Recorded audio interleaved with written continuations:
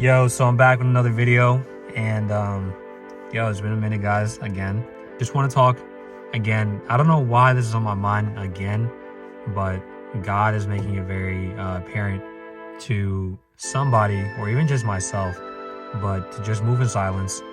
Like, stop like doing everything, and basically like stop announcing everything, because there's I'm gonna get into it, right?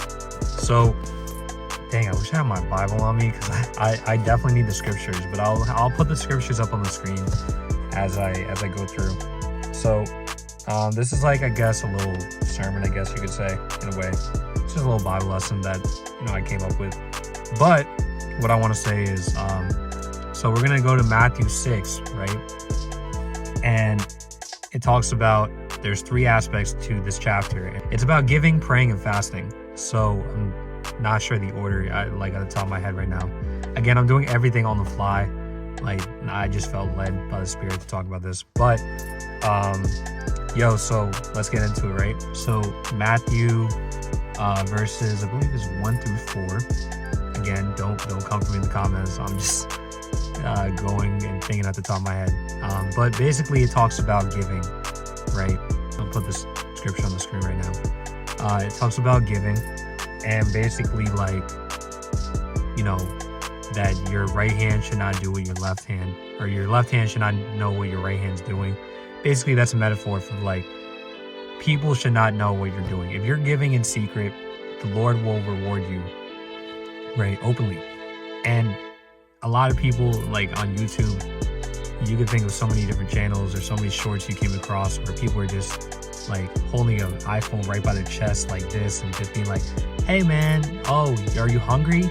Oh, I can give you all this food, blah, blah, blah. Or walk in the store, buy the food, give it to them on camera, like, hey, I hope you have a blessed day, And it says that people who do that will have their reward, and their reward is going to be, the monetization or whatever, the monetary aspect of it. But the Lord will reward us openly, and that's part of our treasures in heaven, right? So here we see that people move in secrecy or silence rather, and then we're gonna go into the fasting aspect. Again, I'll put the scripture on the screen. It talks about how when you fast, that you shouldn't be like the hypocrites, and that you should be basically washing your face and cleaning yourself up, because no one's supposed to be knowing that you're fasting. So you do this in secrecy as well. You do this in seclusion with God alone. This is not something for you to brag about. As a Christian, you're not supposed to be talking about fasting. Keep your mouth shut, right? Watch your mouth, as New Yorkers say. So again, another example of doing things in silence. And then the third thing, so giving, fasting, and praying, we go to the secret place. We go to a secret place to talk to God. We go to a secret place to dwell in the Spirit of God and just be, with Him and intimate, and just talk to Him and just have Him show us things, talk to Him about us and things we're going through and whatever, right? Basically, throughout all these different scriptures, you can see that there's a pattern of just moving in silence, right? The reason why you want to move in silence is because, things start off in the dark, right? The universe was, there was no earth, and then God spoke everything to existence. Everything was just dark, but He spoke everything to existence. God shares His secrets with His friends, right? And secrets, as much as you think, like, words don't have any power, words have a lot of power. When you tell everybody everything, you're basically diminishing what could possibly happen with this thing, right? You gotta move in silence, like, it just end story. Like, when you move in silence, there's less pressure on you, there's less people watching you, there's less stress about it. I'll just give a quick testimony. So I was trying to get a new job, and I was like desperate for like a new change. Like, I hated my environment. Like, it was just mad work. Like, it was impossible to finish anything. I was like, yo, how, God, like, please give me like a chance at a new job. Long story short, my friend hit me up one day and was like, yo, I'm leaving my company. They want someone to replace me. I want to offer you the job, or like I want to recommend you rather.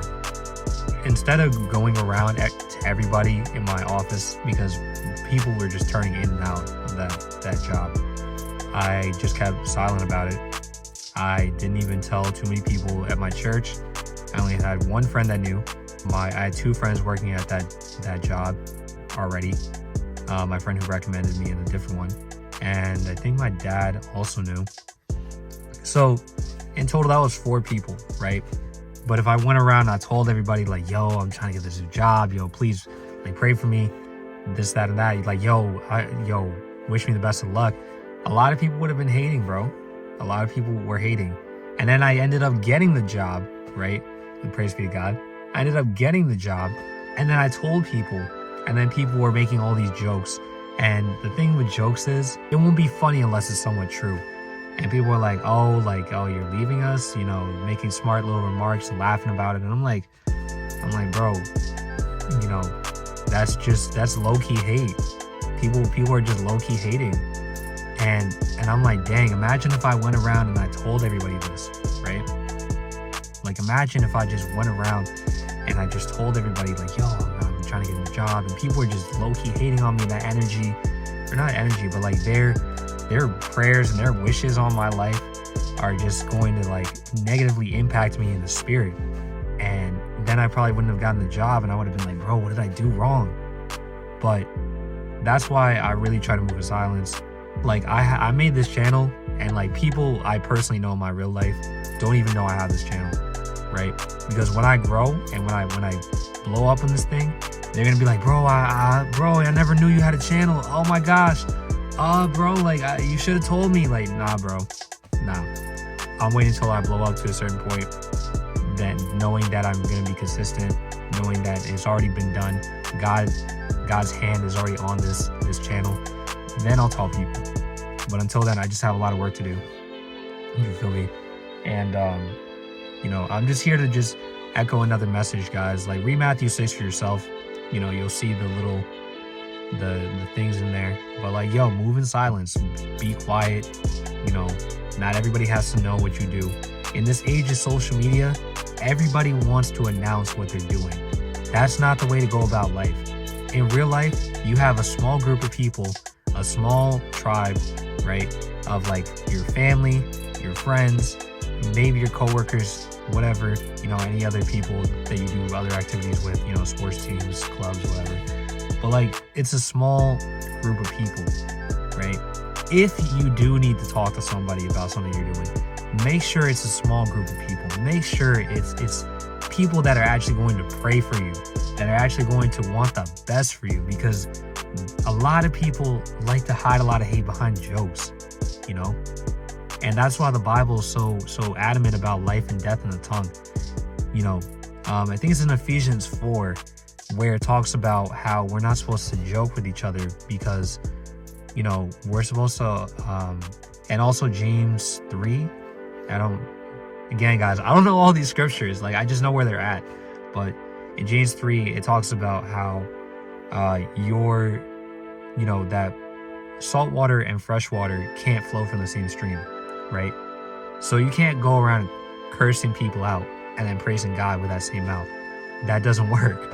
You have to do one or the other. You know what I'm saying? And when it comes to that, like, you're making jokes or you're saying things about people's situations, and your words actually have major impact. So you want as many words and as little, I guess you could say, bad prayers on whatever it is you're trying to accomplish. Because I guarantee you, when you get that thing done, everybody's gonna be like, bro, you should have told me, or like they're gonna make all these jokes, right? And watch the people that make all the jokes. Just watch them and remember them. Remember the people that make all the jokes. I'm trying not to be that person anymore. I used to make a lot of bad jokes and like, yo, I was a hater, like, to an extent.